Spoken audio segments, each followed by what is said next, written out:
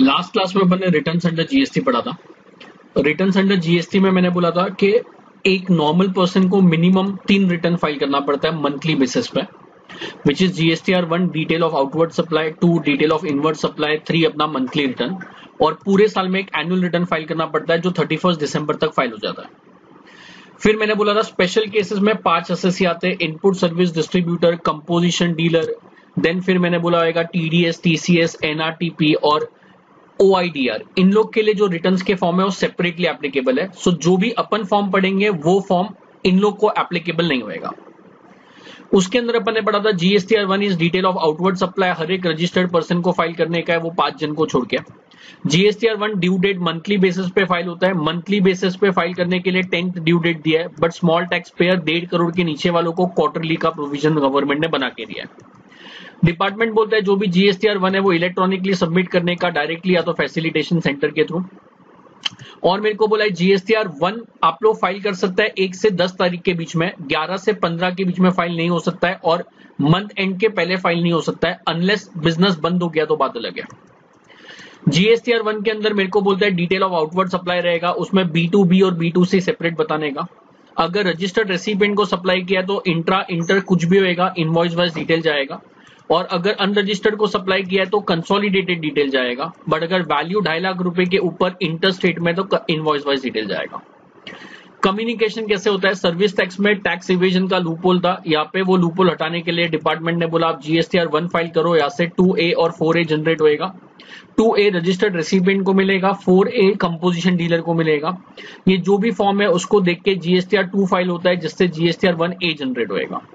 अगर 1A और 1 में मिसमैच है और सप्लायर एक्सेप्ट करता है कि उसका मिस्टेक है, तो सप्लायर को रेक्टिफाई करना पड़ेगा। और रेक्टिफाई कैसे करेगा, तो अप्रैल में मिस्टेक था, अगर जून में आइडेंटिफाई हुआ तो जो जून का रिटर्न GSTR 1 भरेगा तो जून के GSTR 1 में अमेंडमेंट कॉलम में वो अप्रैल का अमेंडमेंट्स डालेगा। जो पुराने बिल में चेंजेस है तो बिल का डिटेल डालेगा, और पुराने रिटर्न में बिल फाइल ही नहीं किया था तो वो न्यू बिल फाइल करेगा इन द मंथ ऑफ जून। जब भी मिस्टेक रेक्टिफाई होएगा तो टैक्स लायबिलिटी ऑब्वियसली चेंज होएगा। सो फॉर टैक्स लायबिलिटी आप लोग को इंटरेस्ट एप्लीकेबल होएगा for 18% per annum. Next part अपन ने पढ़ा था रेक्टिफिकेशन 2 साल बाद नहीं हो सकता है, मैक्सिमम करंट ईयर का रेक्टिफिकेशन नेक्स्ट ईयर में हो सकता है। नेक्स्ट ईयर में 20 अक्टूबर के बाद तो होने ही नहीं वाला है, उसके पहले बात भूल जाने का। बट एनुअल रिटर्न अगर 20 अक्टूबर के पहले फाइल कर दिया तो एनुअल रिटर्न तक रेक्टिफाई हो सकता है, उसके बाद नहीं हो सकता है। सो आइदर 20 अक्टूबर और annual return whichever is earlier. Last part अपन ने पढ़ा था सेल्स नहीं है तो नील रिटर्न फाइल करो। प्रीवियस मंथ का रिटर्न पहले फाइल करना, बाद में करंट मंथ का रिटर्न फाइल होएगा। और रिटर्न में इनवॉइस एक्चुअल में अपलोड नहीं होता है, इनवॉइस का सिर्फ डिटेल्स जाता है। और अगर कुछ भी इनवॉइसेस आप लोग ने अब तक जब तक रिटर्न सबमिट नहीं करेगा तब तक आप मॉडिफाई वो सब कर सकता है। So that was a GSTR 1। GSTR 1 is detail of outward supply, government उसको रिटर्न्स नहीं मानता है। गवर्नमेंट ने रिटर्न्स के लिए सेक्शन 39 इंट्रोड्यूस किया है, that is called as monthly return. Monthly return जो फाइल होता है अपन ने ऑलरेडी फर्स्ट पॉइंट में पढ़ा था, GSTR 3 में होता है ऑन मंथली बेसिस, और उसका due date 20th of the succeeding month का। तो सर मंथली रिटर्न का फॉर्म नंबर बोलो ना, फॉर्म नंबर GSTR 3 है, जो गवर्नमेंट ने 1 जुलाई 2017 को नोटिफाई किया था कि GSTR 3 आप लोग का एप्लीकेबल होएगा। But then department was not ready on technical basis to implement many of the forms. GSTR 2A भी जुलाई 17 में नहीं आया, ऑलमोस्ट 1 साल के बाद लोगों को अवेलेबल होने लग गया। GSTR 3 अभी तक एप्लीकेबल नहीं है। GST काउंसिल ने GSTR 3 को डेफर करके एक न्यू फॉर्म लॉन्च किया है, GSTR 3B। कंटेंट ऑलमोस्ट दोनों का सेम है, but GSTR 3 was more technically sound, but department was not ready, तो उन लोगों ने उसका एक सब्सटीट्यूशन फॉर्म लॉन्च किया था GSTR 3B, जो ऑनलाइन ही भरने का है, सेम डायरेक्टली या तो फैसिलिटेशन सेंटर के थ्रू। तो सर GSTR 3 जुलाई 17 से एप्लीकेबल हुआ या नहीं हुआ, तो GSTR 3 एप्लीकेबल नहीं हुआ। उसके बदले कौन सा फॉर्म एप्लीकेबल हो गया, GSTR 3B एप्लीकेबल हो गया। तो सर अगर 3B एप्लीकेबल हो गया तो अभी तक GSTR 3 एप्लीकेबल नहीं है, तो जुलाई 17 से लेके अप्रैल 19 तक अपन 3B भर रहे हैं। तो सर अगर सपोज गवर्नमेंट ने अगस्त या अप्रैल 20 आज चल रहा है, सपोज अप्रैल 20 तक, जुलाई 17 से लेके अप्रैल 20 तक अपन ने GSTR 3B फाइल किया। अब गवर्नमेंट जुलाई 20 में सपोज 3 को लेके आया, तो सर मैंने जो 3B फाइल किया वो तो टेम्पररी फॉर्म था, तो जो लास्ट 2 या 3 साल का मैंने 3B फाइल किया, अभी उसके बदले वापस से 3 फाइल करना पड़ेगा, नहीं करना पड़ेगा? सो ऑब्वियसली नहीं करना पड़ेगा। If you have filed 3B तो you are not required to file GSTR 3 whenever it will be applicable.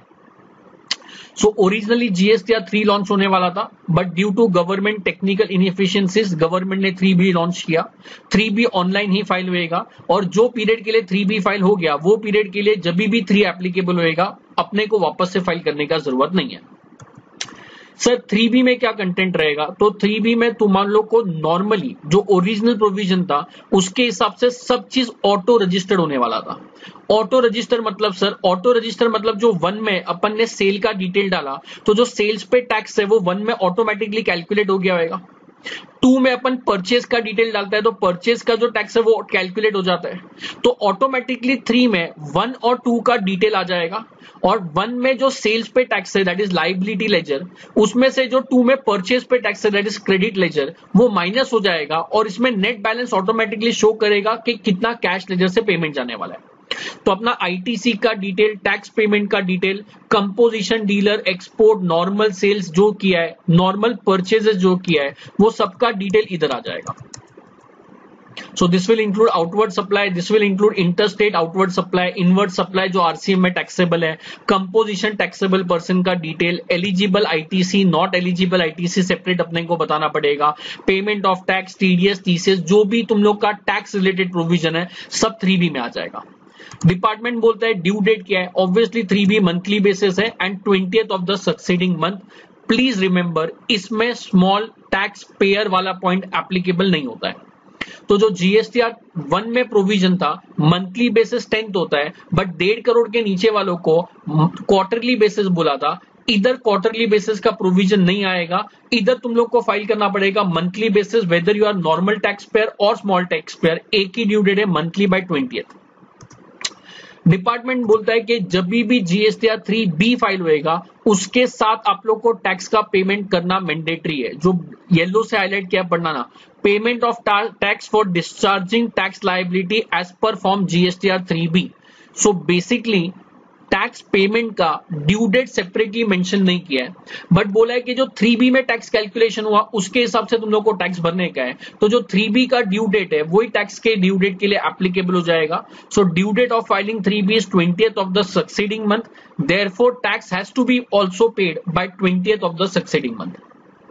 So GSTR 3B contains detail of tax liability, 20th of succeeding month file करने का है, इसमें quarterly option नहीं है, और GSTR 3B के हिसाब से जो लाइबिलिटी आया वो अपने को कैश में डिस्चार्ज करना पड़ता है। डिपार्टमेंट मेरे को बोलता है सर रेक्टिफिकेशन तो ऑलरेडी मैंने पढ़ा है, जो GSTR 1 का रेक्टिफिकेशन है सेम रेक्टिफिकेशन इधर एप्लीकेबल है, that is 20th of the succeeding that is 20th अक्टूबर, और annual return whichever is earlier, तो 20 अक्टूबर ही अर्लियर रहेगा।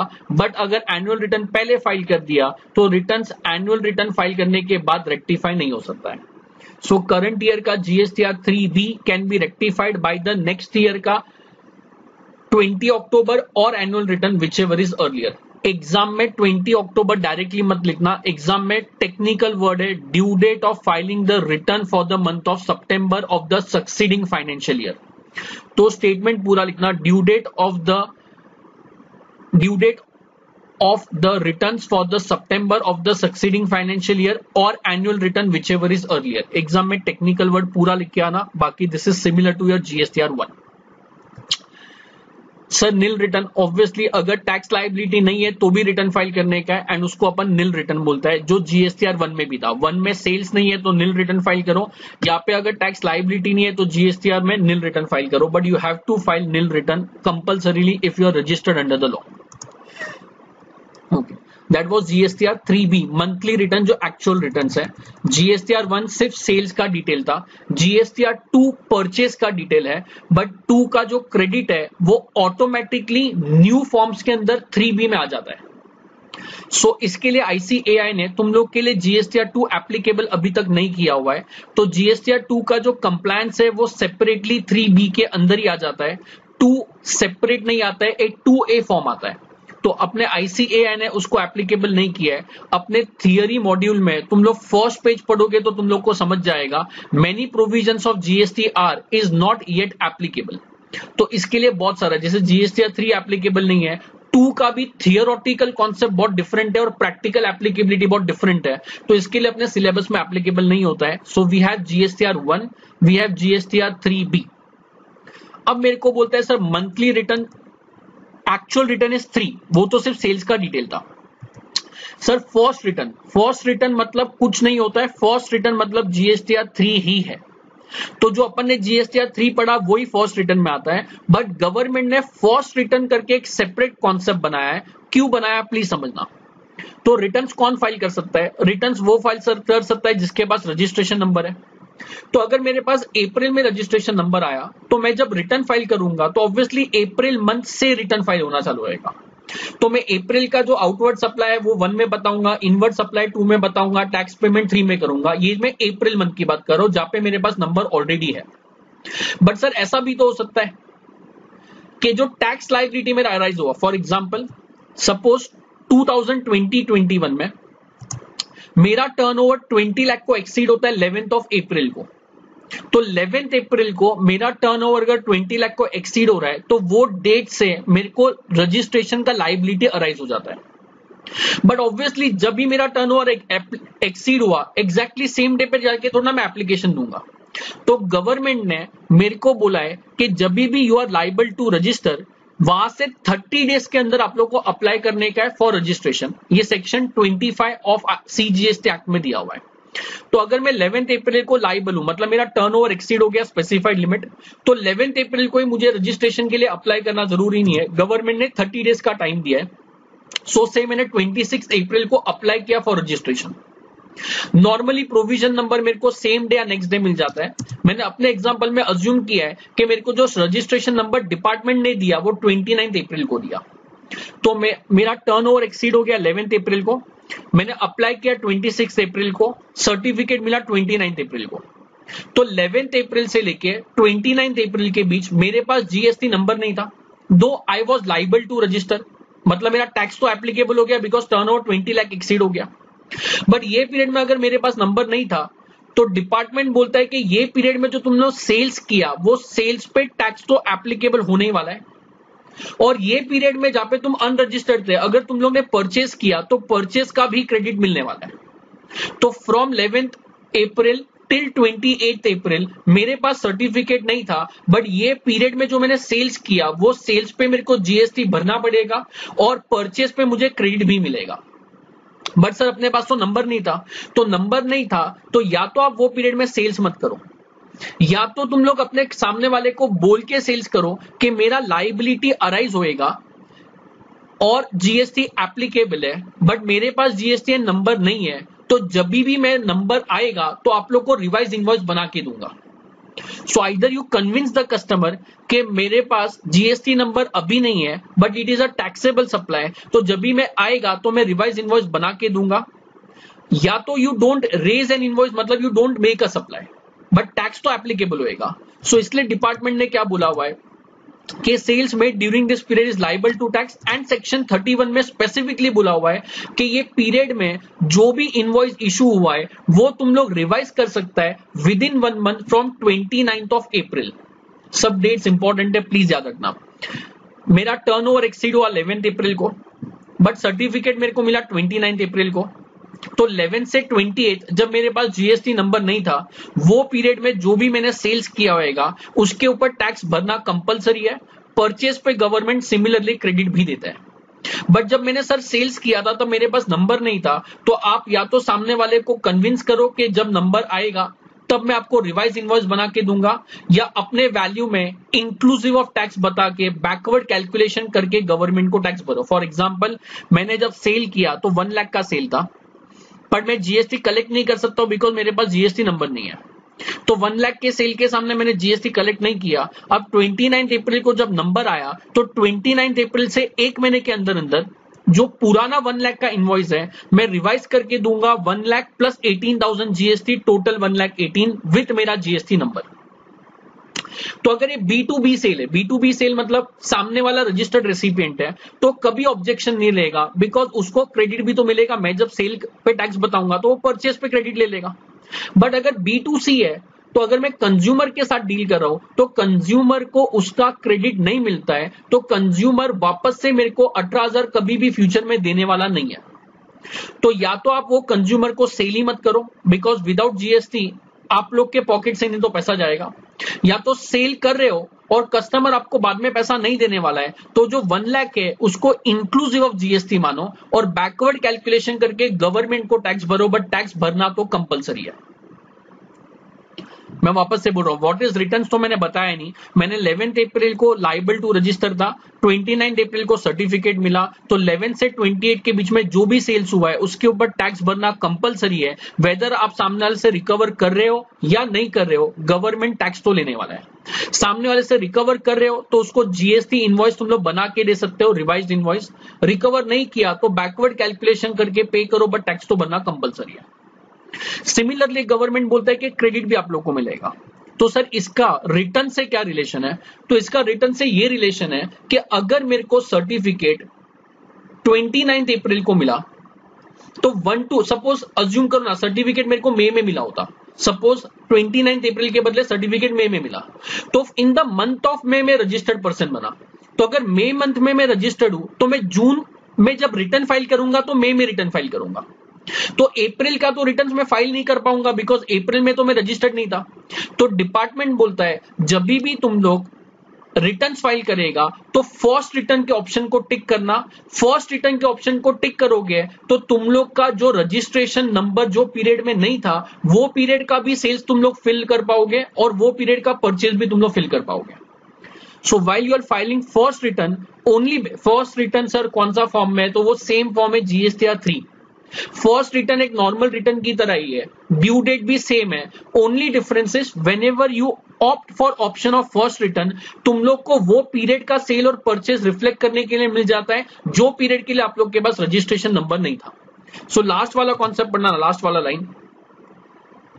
Concept of first return is introduced so that newly registered person can declare outward supply made during the above period and claim ITC of the said period. So only difference is that last में मैंने लिखा है format of this return is same as that of regular returns. Returns मतलब मैं बार बार बोल रहा हूं GSTR 3B की बात चल रही है, जीएसटीआर 1 गवर्नमेंट रिटर्न्स में काउंट नहीं करता है।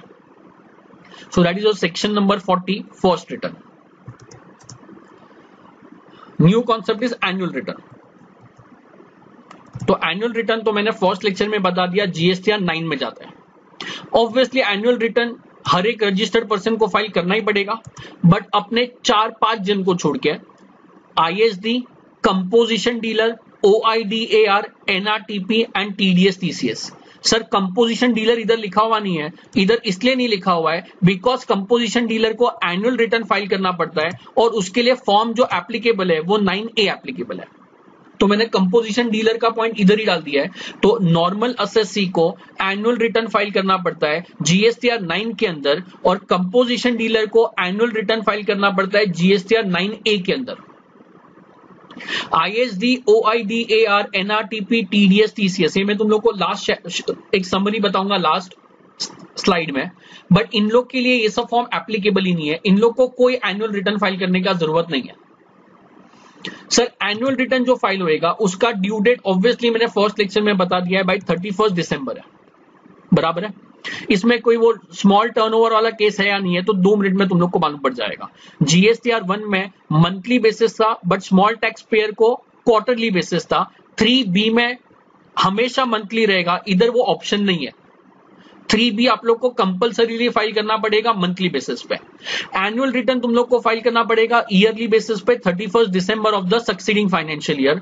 मेरे को डिपार्टमेंट बोलता है जब भी तुम लोग एनुअल रिटर्न फाइल करता है और अगर तुम्हारा books of account subject to GST audit है, तो मैं ऐसा पर्सन हूं जिन लोग का जीएसटी ऑडिट एप्लीकेबल है, तो मुझे जीएसटीआर 9 तो फाइल करना ही पड़ेगा, उसके साथ साथ मेरे को दो अटैचमेंट अटैच करना पड़ेगा, एक ऑडिट का रिपोर्ट अटैच करना पड़ेगा, ऑडिटेड अकाउंट्स दैट इज, और मेरे को रिकंसिलिएशन स्टेटमेंट अटैच करना पड़ेगा। तो ऑडिटर जब इंस्पेक्शन करेगा, ऑडिट जब होएगा, तो ऑडिटर्स के कैलकुलेशन में और मेरे कैलकुलेशन में अगर कोई डिस्क्रिपेंसी है तो उसका रिकंसिलिएशन स्टेटमेंट भी मेरे को अटैच करके देना पड़ेगा। सो जीएसटीआर 9 इज एनुअल रिटर्न। अगर तुम लोग का टैक्स ऑडिट नहीं होता है तो क्या होएगा, 1 मिनट में मालूम पड़ जाएगा। बट अगर तुम्हारा टैक्स ऑडिट होता है सो तुम लोग को रिकंसिलिएशन स्टेटमेंट और ऑडिटेड अकाउंट साथ में अटैच करके देना पड़ेगा। आई थिंक सुन रहे हैं सर। टैक्स ऑडिट कभी एप्लीकेबल होता है? तो टैक्स ऑडिट उन लोग को एप्लीकेबल होता है जिन लोग का एग्रीगेट टर्नओवर 2 करोड़ रुपए के ऊपर है।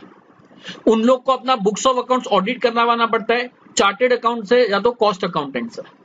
सो अ रजिस्टर्ड पर्सन जिन लोग का एग्रीगेट टर्नओवर 2 करोड़ रुपए के ऊपर है, उन लोग को बुक्स ऑफ अकाउंट्स ऑडिट करवाने का है फ्रॉम सीए और कॉस्ट अकाउंटेंट। सर 2 करोड़ रुपए के नीचे है तो ऑब्वियसली ऑडिट एप्लीकेबल नहीं है। तो सर ऑडिट एप्लीकेबल नहीं है मतलब जब जीएसटीआर 9 फाइल करेगा तो उसके साथ वो 2 फॉर्म अटैच नहीं करने का है, ऑब्वियसली ना। हाउएवर गवर्नमेंट ने, सेंट्रल गवर्नमेंट ने प्रोविजन बना दिया, बोला हम लोग स्मॉल टैक्स पेयर को परेशान नहीं करने वाला है। ये वाले केस में स्मॉल टैक्स पेयर मतलब 1.5 करोड़ वाला नहीं, 2 करोड़ रुपए वाला आदमी। डिपार्टमेंट बोलता है जिन लोग का टर्नओवर 2 करोड़ रुपए के नीचे है उन लोग को एनुअल रिटर्न फाइल करने का ही जरूरत नहीं है।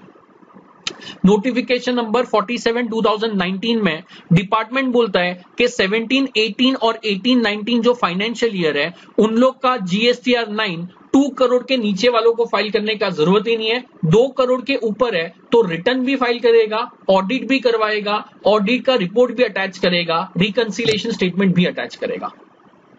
सो annual return is filed in form number GSTR, repeat करेंगे please, 9। Composition date GSTR 9A।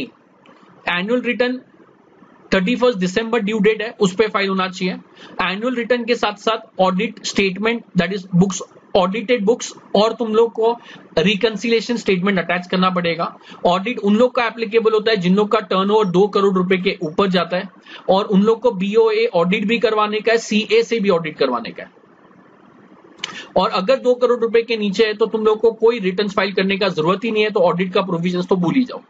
Similarly GSTR 1 sales नहीं है तो भी नील रिटर्न फाइल होता है, जीएसटीआर 3 भी नील रिटर्न फाइल होता है। अगर रजिस्टर्ड हो तो एनुअल रिटर्न भी फाइल करना जरूरी है if your turnover is more than 2 crore obviously, और अगर लाइबिलिटी डिस्क्रिपेंसी कुछ भी नहीं है तो भी नील रिटर्न फाइल करो, बट फाइल करना तो जरूरी है।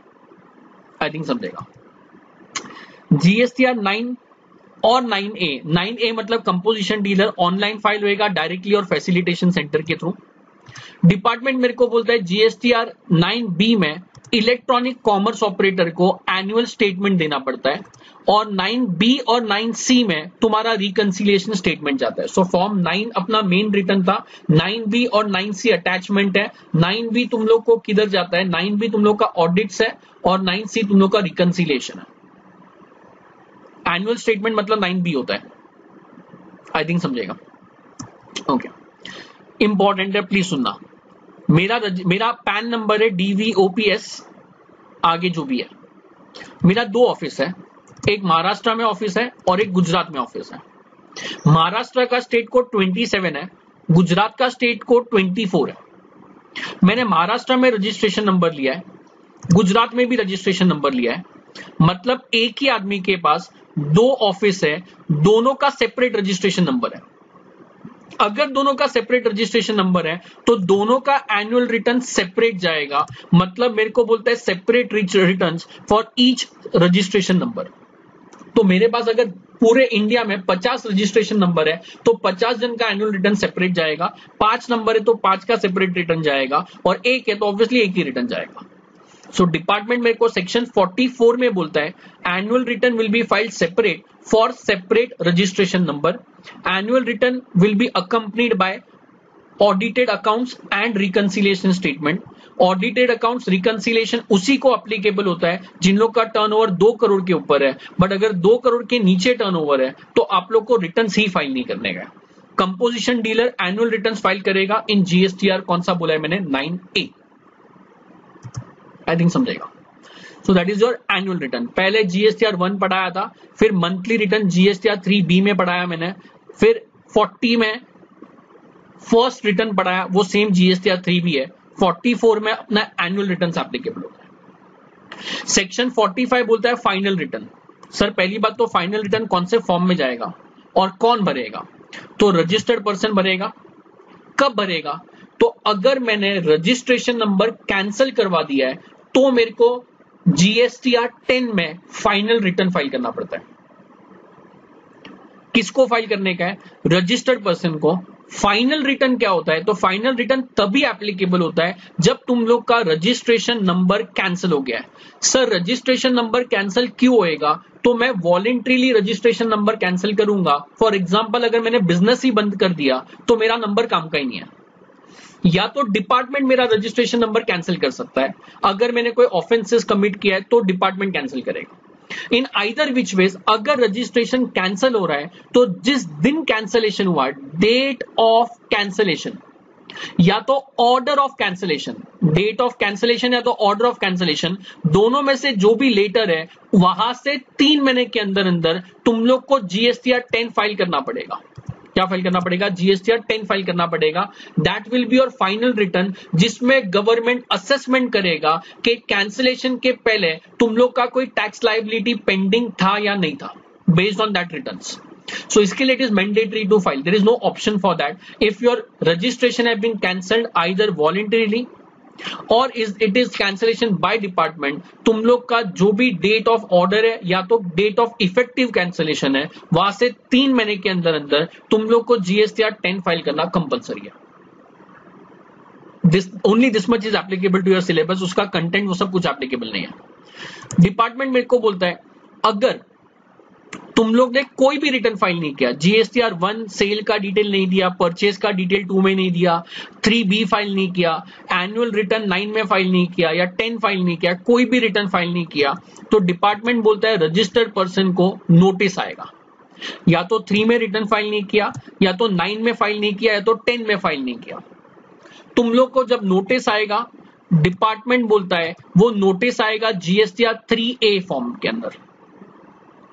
कौन से फॉर्म में आएगा? जीएसटीआर 3A के अंदर। डिपार्टमेंट बोलता है जब नोटिस आया वहां से तुम लोग को 15 दिन के अंदर अंदर जो भी रिटर्न्स फाइल नहीं किया उसका रिटर्न्स कंप्लायंस करना पड़ेगा। सो अगर तुम लोग ने जीएसटीआर 3 सर 1-2 भी तो आपने बोला था, तो 1-2 का ऑलरेडी तुम लोग को 1A में इंटीमेशन आ जाता है। तो तुम लोग ने 1 अगर फाइल नहीं किया तो सामने वाला 2 फाइल करेगा, तो 2 में और 1 में मिसमैच ऑटोमेटिकली डिटेक्ट हो जाएगा। तो इसके लिए इधर नोटिस टू डिफॉल्टर में 3 ही सेक्शन लिखा है, 3 दैट इज जीएसटीआर 3, 9 एंड 10।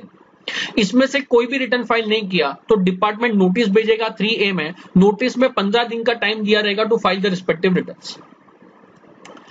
अगर तुम लोग ने रिटर्न फाइल किया डिलेड और वेदर आफ्टर नोटिस, तो आप लोग को इंटरेस्ट भरना पड़ेगा और लेट फीस भरना पड़ेगा। सर इंटरेस्ट कैसे भरना पड़ेगा? तो रिटर्न्स लेट फाइल करने के लिए इंटरेस्ट नहीं होता है, इंटरेस्ट होता है टैक्स लेट पे करने के लिए। तो मेरे को अप्रैल का 3B फाइल करने का था 20 फरवरी को, मई में बराबर 20th में। तो अप्रैल का अगर 20 मई को मेरे को रिटर्न फाइल करना चाहिए था, मैंने सपोज 25 मई को रिटर्न फाइल किया, तो 20 तारीख को टैक्स भरा या नहीं भरा? अगर मैंने 20 तारीख को टैक्स नहीं भरा तो 20 से 25 5 दिन के लिए मेरे को 18% पर एनम का इंटरेस्ट आएगा on the tax not paid. On the tax not paid मैंने बोला, तो 1 लाख रुपीज अगर मैंने पे करना था 20 तारीख को, मैंने 25 तारीख को पे किया, तो 1 lakh multiply by 18 into 5 divide by 365, वो इंटरेस्ट मेरे को एप्लीकेबल होएगा। बट ये इंटरेस्ट टैक्स लेट पे करने के लिए। अगर रिटर्न्स तुम लोग ने फाइल नहीं किया तो 5 डेज तुम लोग ने डिले किया, उसके लिए तुम लोग को लेट फीस सेपरेटली एप्लीकेबल होएगा, और उसमें 2 डिफरेंट लेट फीस है। एनुअल रिटर्न जीएसटीआर 9 के लिए सेपरेट लेट फीस है और बाकी सबके लिए सेपरेट लेट फीस है। मतलब आउटवर्ड सप्लाई जीएसटीआर 1 टाइम पे फाइल नहीं किया, या इनवर्ड सप्लाई जीएसटीआर 2 फाइल नहीं किया, या मंथली रिटर्न फाइल नहीं किया, या फाइनल रिटर्न जीएसटीआर 10 वाला 3 महीने में फाइल नहीं किया, तो इन लोग के लिए लेट फीस अलग है और अपना जो एनुअल रिटर्न है उसके लिए लेट फीस अलग है। सर इन लोग के लिए रेट फीस कितना है? डिपार्टमेंट बोलता है it will be 100 rupees per day, subject to maximum 5000, subject to क्या बोला है? मैक्सिमम 5000, तो 100 रुपीज पर डे और 5000 विच एवर इज लोअर लिखा हुआ है। सर मतलब 5 डेज डिले किया तो 500 रुपया। सर बट अगर 5000 के ऊपर हो गया तो डिपार्टमेंट उसके ऊपर जाने ही नहीं देता है, डिपार्टमेंट तुम लोग का रिकवरी प्रोसीडिंग्स एप्लीकेबल कर देता है। So maximum penalty for late fees is 5000, उसके बियॉन्ड नॉर्मली जाता ही नहीं है, उसके बियॉन्ड जाने से पहले रिकवरी प्रोसीडिंग्स और नोटिस वो सब आ जाता है। सो इन दिस केस अगर रिटर्न्स तुम लोग ने जीएसटीआर 1, जीएसटीआर 2, जीएसटीआर 3B और जीएसटीआर 10 टाइम पे फाइल नहीं किया तो 100 रुपीज पर डे का लेट फीस बनने का है विथ 5000 मैक्सिमम। अगर तुम लोग ने एनुअल रिटर्न टाइम पे फाइल नहीं किया तो 100 रुपीज पर डे फीस भरने का है, बट मैक्सिमम जो लिमिट है वो 0.25% ऑफ टर्नओवर हो जाता है। 0.2 मतलब जितना टर्नओवर ज्यादा उतना लेट फीस बढ़ जाएगा। इसमें 5000 के बदले परसेंटेज है, तो in that case amount can also be more than 5000। ये जो मैंने लेट फीस बताया ना वो सिर्फ CGST लॉ का लेट फीस बताया, मतलब SGST में 100 रुपए अलग से आएगा, तो ये CGST का 100 है, S का 100 रुपए अलग से आएगा, टोटल ऐसा करके 200 हो जाएगा। सो लेट फीस सेक्शन 47 में मेरे को दिया हुआ है। लेट फीस अगर तुम लोग ने एनुअल रिटर्न टाइम पे फाइल नहीं किया तो 100 रुपीज और 0.25% ऑफ टर्नओवर है, बाकी रिटर्न्स के लिए 100 और 5000 विच एवर इज लोअर है।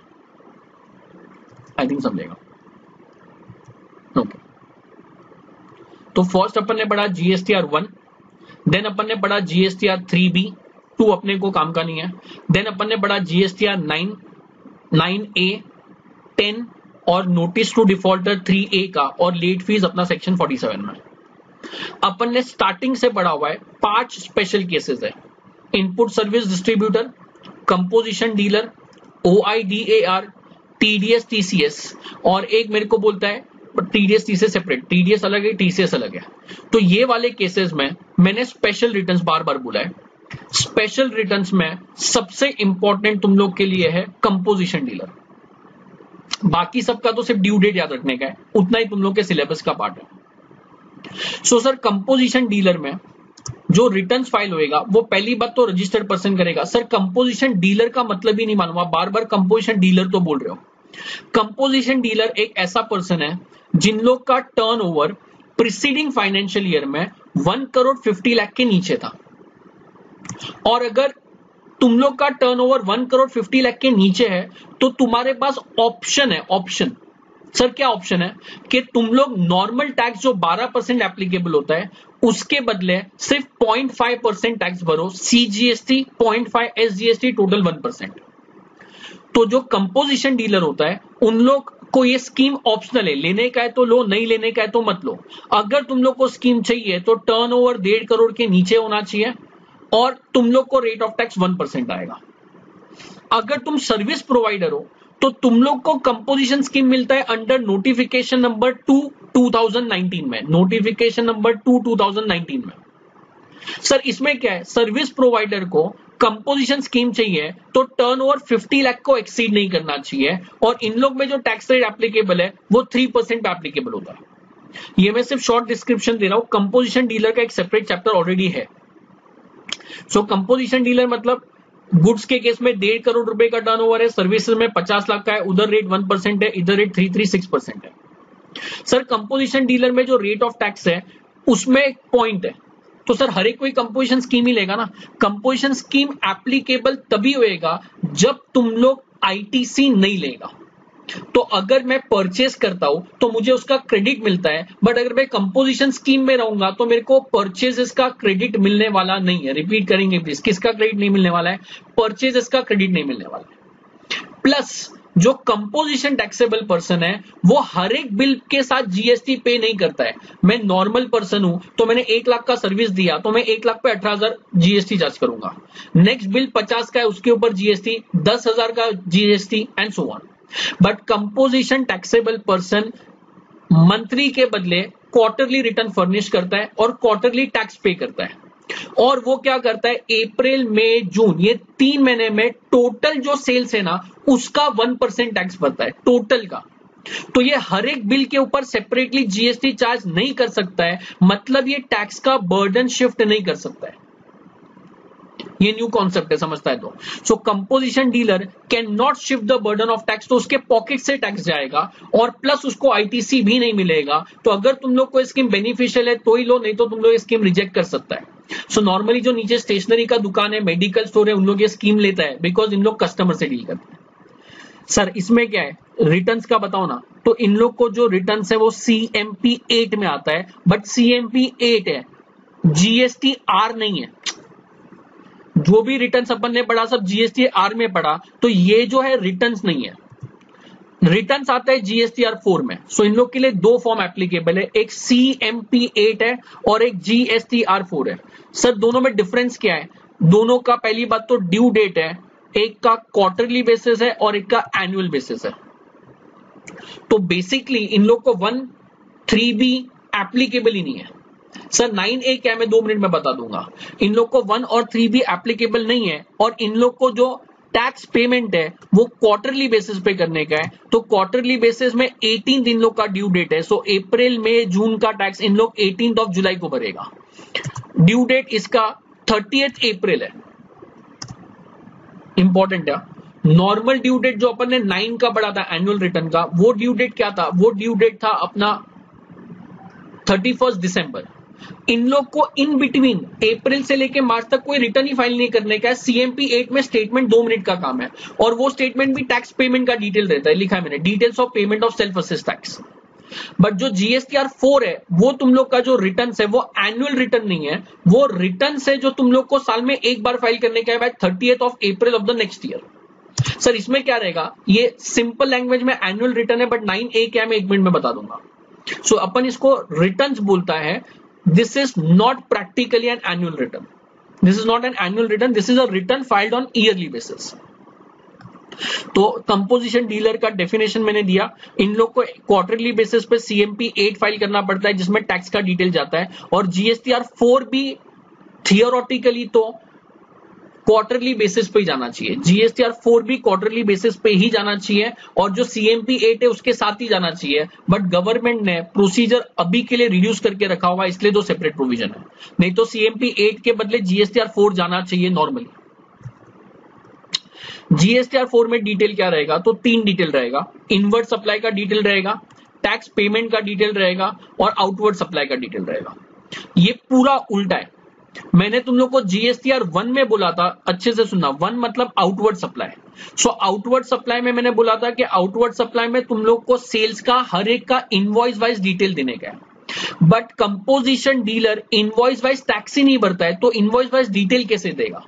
तो कंपोजिशन डीलर को सेल्स का जो डिटेल है वो कंसोलिडेटेड देना पड़ता है, सेपरेट देने का जरूरत नहीं है। बट मैं कंपोजिशन डीलर हूं, सामने वाले ने जिसने मेरे को सामान बेचा ना, वो कंपोजिशन डीलर थोड़ी ना होएगा, जरूरी थोड़ी ना है। तो मैं मेडिकल स्टोर वाला हूं जिसने कंपोजिशन स्कीम लिया है। जो सन फार्मा इंडस्ट्री है, जो मेडिकल स्टोर मेडिकल मैन्युफैक्चरर है, उन लोग नॉर्मल डीलर है। तो उन्होंने जब मुझे सप्लाई किया तो मैं कंपोजिशन डीलर हूं, बट मैं रजिस्टर्ड तो हूं GST के अंदर। तो उन लोग ने इनवॉइस वाइज मेरा डिटेल डाला होगा। तो सन फार्मा वालों ने इनवॉइस वाइज डिटेल डाला है, और मैं जो कंपोजिशन डीलर हूं वो टैक्स सेल पे एक साथ भरने वाला है। बट जो मेरा परचेज है वो सामने वाले के लिए तो इनवॉइस वाइज जा रहा है। तो अगर मैंने अपना परचेज कंसोलिडेटेड बता दिया, तो मेरा जो 4A है, 4A, वापस से बोल रहा हूं, सन फार्मा ने क्या फाइल किया? GSTR 1, उसमें मेरा रजिस्ट्रेशन नंबर लिखा, तो मेरे को 4A में उसका डिटेल आ गया कि सन फार्मा से आपने परचेज किया है। अब मैं 4 में कंसोलिडेटेड डालूंगा तो यार वो मैच नहीं होएगा सामने वाले के GSTR 1 से। तो इधर कॉन्सेप्ट उल्टा है। जो इनवर्ड सप्लाई है, गवर्नमेंट बोलता है उसका डिटेल तुम लोग को इनवॉइस वाइज देना पड़ेगा, फॉर दी पर्पस सामने वाले ने 1A में तुम लोग को जो सेल बताया वो इनवॉइस वाइज बताया। डिपार्टमेंट मेरे को बोलता है इनवॉइस वाइज डिटेल में तुम लोग को इंट्रा इंटर का भी इनवॉइस वाइज डिटेल देना पड़ेगा। परचेज रजिस्टर्ड अनरजिस्टर्ड से किया उसका भी सेपरेट डिटेल जाता है। अगर RCM में परचेज किया है या गुड्स इंडिया में इंपोर्ट किया है उसका भी डिटेल सेपरेट जाता है।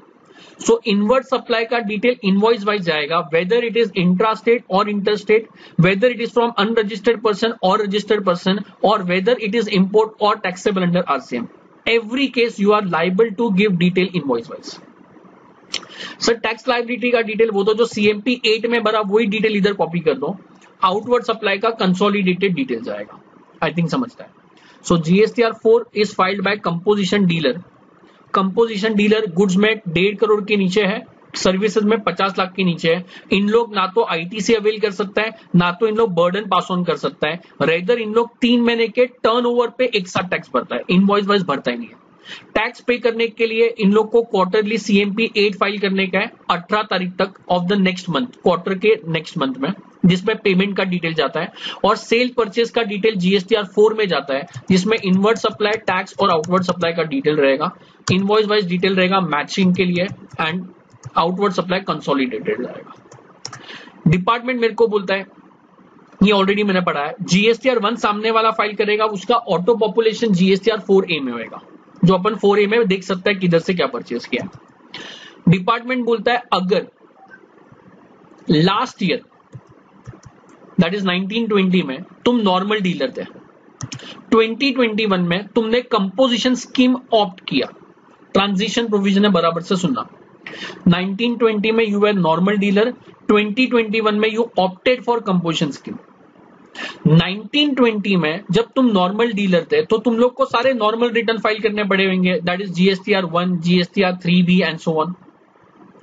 अगर सपोज तुम लोग ने 1920 के नॉर्मल रिटर्न फाइल नहीं किए, तो इन दैट केस गवर्नमेंट बोलता है कि जो भी नॉर्मल रिटर्न्स तुम लोग ने फाइल नहीं किया, अब तुम डिपार्टमेंट को ऐसा नहीं बोल सकते कि मैं कंपोजिशन डीलर हूं तो वो पुराना रिटर्न में फाइल नहीं करूंगा। जितने पीरियड के लिए तुम लोग नॉर्मल डीलर थे उतने पीरियड का तुम लोग को 1, 3B फाइल करना कंपलसरी है। अगर फाइल नहीं किया तो तुम लोग नेक्स्ट ईयर के 20 अक्टूबर और annual return whichever is earlier तक फाइल कर सकता है, बट फाइल करना तो मैंडेटरी है। सो ट्रांजिशन प्रोविजन मेरे को बोलता है अगर पहले तुम लोग नॉर्मल डीलर थे और अगर अभी तुम लोग कंपोजिशन स्कीम ले रहे हो, तो तुम लोग ने पहले अगर कोई नॉर्मल रिटर्न फाइल नहीं किया था, तो तुम लोग अभी ऐसा नहीं बोल सकता है कि अभी हम लोग फाइल नहीं करेगा because now we are composition dealer. You are liable to file normal dealer for the period for which you are normal person. और अगर फाइल नहीं किया तो करंट ईयर में तुम लोग ये पीरियड तक फाइल कर सकते हैं जो ऑलरेडी सेम पीरियड है 1 और 3B वाला। सर अगर उल्टा हो गया तो नेक्स्ट पेज पे, मैं पहले कंपोजिशन डीलर था और अभी मैं नॉर्मल डीलर हूं, तो पहले अगर मैं कंपोजिशन डीलर था तो मेरे को GST CMP 8 quarterly statement file करना पड़ता था और मेरे को इसका ड्यू डेट 18 तारीख था। तो अगर सपोज मैंने 1920 में कंपोजिशन स्कीम था और 2021 में अज्यूम करो ना मैं जून मंथ में कंपोजिशन स्कीम के बाहर निकल रहा हूं, मतलब 2021 में अप्रैल में मैं कंपोजिशन डीलर था, मई में मैं कंपोजिशन डीलर था, तो गवर्नमेंट बोलता है कि अगर तुम जून में एग्जिट ले रहे हो ना, तो जो जून मंथ है उसका तो तुम लोग नॉर्मल 1, 3B फाइल करेगा, बट अप्रैल में ये जो 2 महीना है मतलब एक क्वार्टर हो गया, उसका तुम लोग को सीएमपी 8 तो फाइल करना ही पड़ेगा। नहीं समझा, डिफिकल्ट है। मैं पहले कंपोजिशन डीलर था, अब नॉर्मल डीलर हूं, तो पहले मैंने सीएमपी 8 में क्वार्टरली स्टेटमेंट भरे होंगे टैक्स लायबिलिटी वाले, बट अब मैं नॉर्मल डीलर बन गया तो गवर्नमेंट बोलता है कि अगर तुम लोग normal dealer in between the year बन रहा है, तो अगर 2 महीना तुम कंपोजिशन डीलर था फिर नॉर्मल डीलर है, तो जो मंथ से नॉर्मल डीलर हो वो मंथ से 1 और 3B तो फाइल करने का ही है नॉर्मल स्कीम वाला, बट वो 2 महीने के लिए जो तुम लोग composition dealer the CMP 8 file करना ही पड़ेगा बाय 18 जो अपना नॉर्मल ड्यू डेट है। आई थिंक समझेगा मैं क्या बराबर है। जीएसटीआर 4 ईयरली बेसिस पे 30 अप्रैल में फाइल करना पड़ेगा, तो 2021 में सिर्फ मैं 2 महीना कंपोजिशन डीलर था, तो वो 2 महीने के लिए भी मुझे पूरे साल का 2021 का जीएसटीआर 4 तो फाइल करना ही पड़ेगा, और मैं 2021 में नॉर्मल डीलर हूं तो जीएसटीआर 9 भी फाइल करूंगा।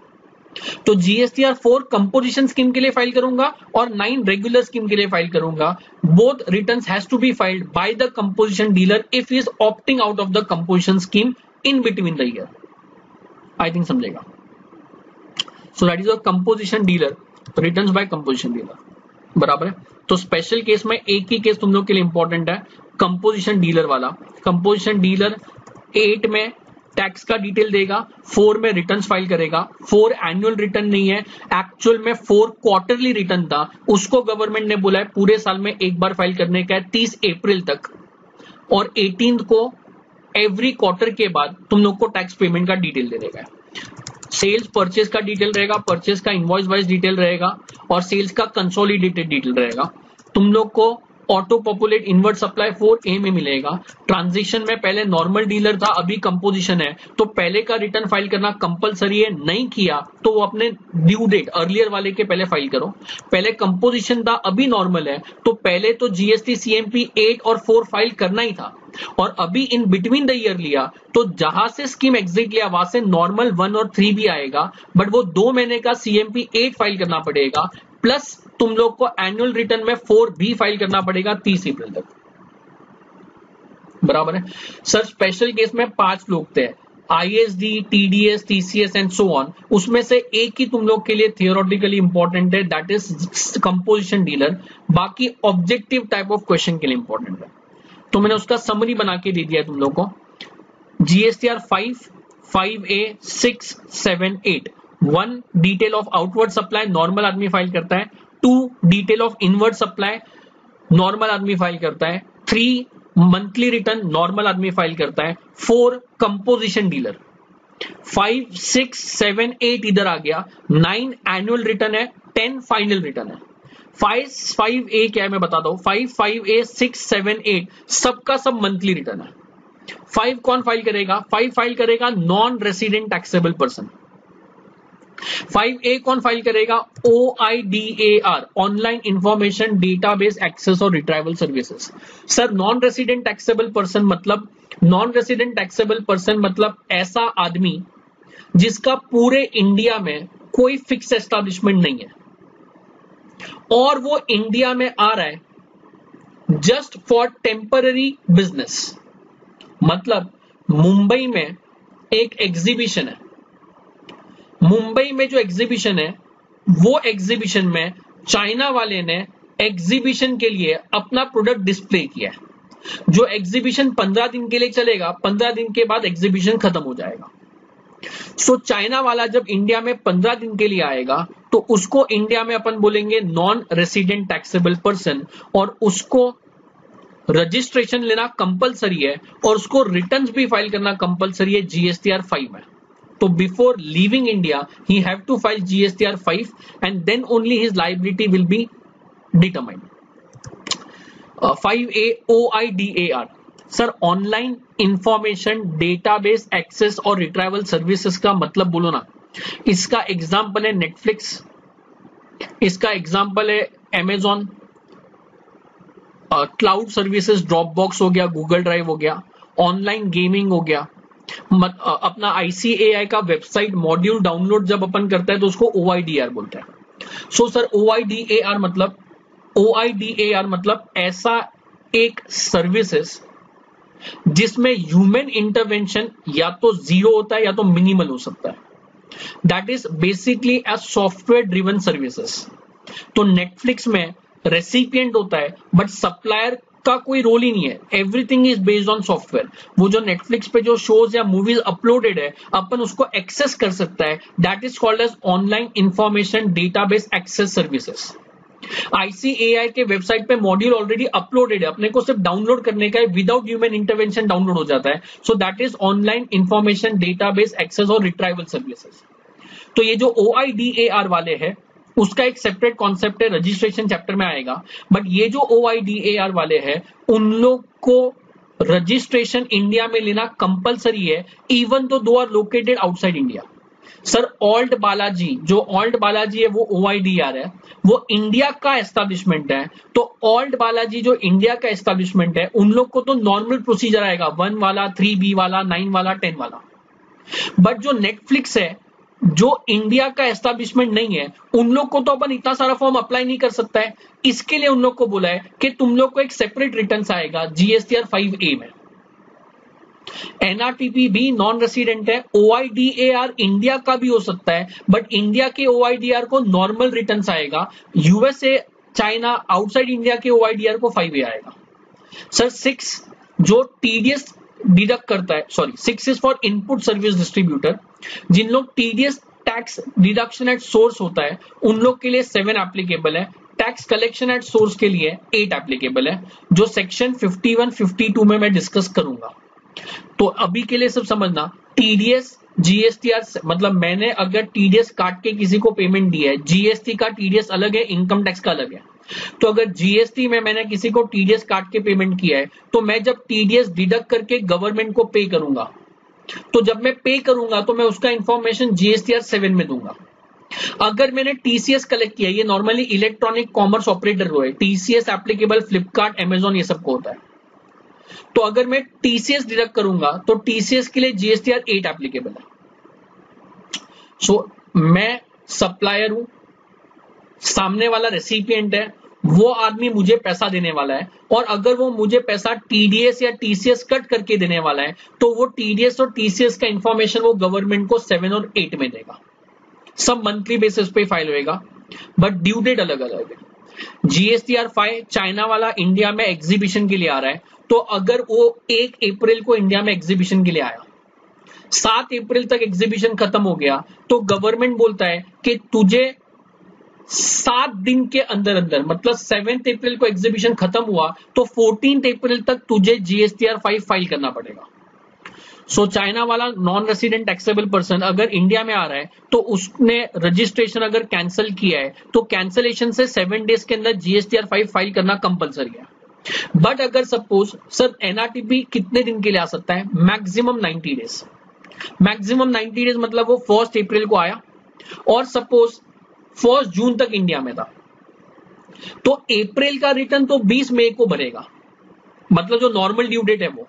जो रजिस्ट्रेशन कैंसिल हो रहा है, मतलब अगर रजिस्ट्रेशन से उसने 1 जून को कैंसिल किया, तो मई का जो रिटर्न है वो 7 जून तक भरेगा, दैट इज 7 डेज के अंदर अंदर। तो रजिस्ट्रेशन कैंसिल हो गया करंट मंथ में, तो वो केस में 7 दिन के अंदर रिटर्न भरो। बट अगर अप्रैल में रजिस्ट्रेशन कैंसिल ही नहीं हुआ, तो 20 मई तक का टाइम है, बिकॉज रजिस्ट्रेशन जून में कैंसिल हो रहा है। So either 20 of the succeeding tax period or within 7 days of expiry of registration, whichever is earlier लिखा हुआ है। OIDER को 20 तारीख को फाइल करने का है, normal due date. Input service distributor को 13 तक फाइल करने का है। टीडीएस का डिटेल 10, टीसीएस का डिटेल 10। तो ये ड्यू डेट तुम लोग को दिया है जीएसटीआर 5, 6, 7, 8 का। 9 ऑलरेडी मैंने पढ़ा है, 10 मैंने ऑलरेडी पढ़ा दिया है। सो ये स्पेशल केस में ये 5 कॉन्सेप्ट जो है, जो मैंने इतना लिखा है, दैट इज ओनली एप्लीकेबल, सिर्फ समरी तुम लोग को एप्लीकेबल है। उसके कंटेंट तुम लोग को पढ़ने का है तो शीट में दिया हुआ है, बट नॉर्मली एग्जाम में पूछता नहीं है। कंटेंट थियोरेटिकल हो जाता है, ये सिर्फ ऑब्जेक्टिव टाइप के लिए एप्लीकेबल है। टीडीएस टीसीएस डिटेल में मैं पढ़ाऊंगा under section 51 and 52। ISD detail में आएगा सेक्शन नंबर 19 के अंदर। ओआईडीआर भी डिटेल के अंदर आएगा आईजीएसटी एक्ट सेक्शन 14 के अंदर। एनआरटीपी सेक्शन 27 में आ जाएगा। सो एनआरटीपी नॉर्मली इतना ही है, बट बाकी जो ओआईडीएआर है, इनपुट सर्विस डिस्ट्रीब्यूटर है, टीडीएस और टीसीएस है, उन लोग के लिए एक सेपरेट चैप्टर है सबके लिए, तो वो उसके साथ डिटेल में आ जाएगा। अभी सिर्फ मैंने रिटर्न्स का थियरी बताया, वो चैप्टर ऑलरेडी हो गया है, तो उसमें ऑलरेडी अपन ने पढ़ लिया होगा। नहीं हुआ है तो आगे वाले वीडियोस में आ जाएगा। So that is OIDAR, ISD, TDS and TCS. I think इतना क्लियर है। So that is your returns under GST.